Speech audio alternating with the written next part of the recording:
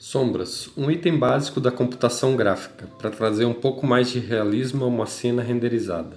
No caso do Ray Tracing, as sombras são muito fáceis de entender. Depois de um raio atingir um objeto, um novo raio é lançado na direção de uma fonte de luz. Se algum objeto bloquear esse raio, então tem uma sombra naquele pixel.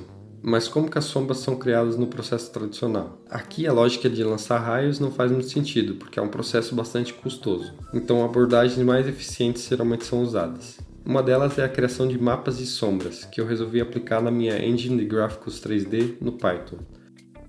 A ideia básica é relativamente simples.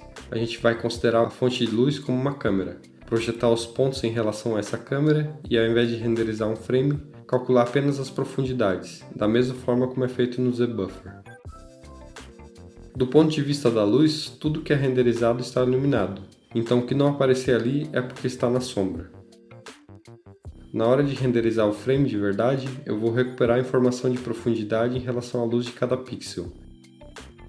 E se o valor for maior que aquele do mapa de sombras, significa que ele está na sombra. Antes de projetar os pontos, eu preciso definir uma câmera de luz, que eu vou fazer de um jeito parecido com a câmera normal, com as coordenadas x, y, z para a posição e 2 rotações para a direção. Para deixar as coisas mais interessantes, eu fiz a posição da luz variar com o tempo, então a gente tem sombras dinâmicas. Para a posição eu vou definir um valor bem distante de todos os objetos, no meio do céu, e os ângulos das rotações são calculados de acordo com a posição e a orientação da câmera, apontando para uma posição um pouco na frente dela. Assim, ela segue a câmera. Então eu posso usar a mesma função de projetar os pontos na visão normal para as sombras, mas eu preciso ajustar o campo de visão, porque senão a projeção vai ficar muito pequena, pela grande distância até a luz. Então eu fiz uma pequena alteração que ajusta o campo de visão de acordo com a distância até a câmera de luz. Depois de projetar os pontos, a gente precisa renderizar o mapa das sombras. A gente poderia usar a mesma função que renderiza os frames, mas tem várias coisas que são feitas ali que não são necessárias para as sombras, e a gente só quer os valores de profundidade. Então eu fiz uma função separada, um pouco mais otimizada, só para calcular profundidades e guardar no mapa das sombras. Depois, na hora de renderizar o frame mesmo, eu preciso interpolar junto os valores projetados para a câmera de luz, para recuperar a sombra do mapeamento de sombras. E também interpolar o valor da profundidade em relação à luz, para comparar com o valor do mapa das sombras. Se a profundidade é maior que o valor armazenado, significa que tem algum objeto bloqueando a luz. Então a gente aplica o sombreamento nesse pixel. E assim a gente consegue sombras, mas logo a gente percebe problemas em algumas superfícies, que é conhecido como acne das sombras, porque parecem vários pontinhos pretos.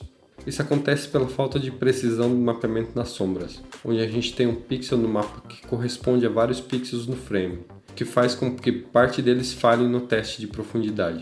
Para tentar amenizar esse problema, a gente pode aplicar um offset nos valores de profundidade, mas eu consegui resultados um pouco melhores fazendo front face culling na hora de calcular o mapa das sombras. Como são só sombras, não faz diferença se a gente pega as faces da frente ou de trás, mas as de trás têm a vantagem de desenhar menos triângulos e a diferença de profundidade é maior, reduzindo significativamente a acne. Outra questão é o aspecto pixelado das sombras. Para melhorar isso, a gente pode suavizar as bordas, pegando várias amostras e fazendo a média.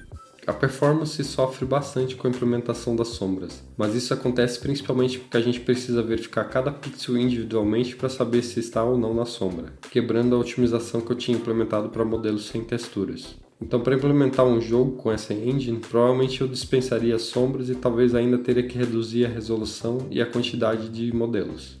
Eu ainda quero testar lógicas de animações e interações entre objetos, como colisões. Por enquanto eu só criei uma lógica para rotacionar, escalonar e transladar os objetos.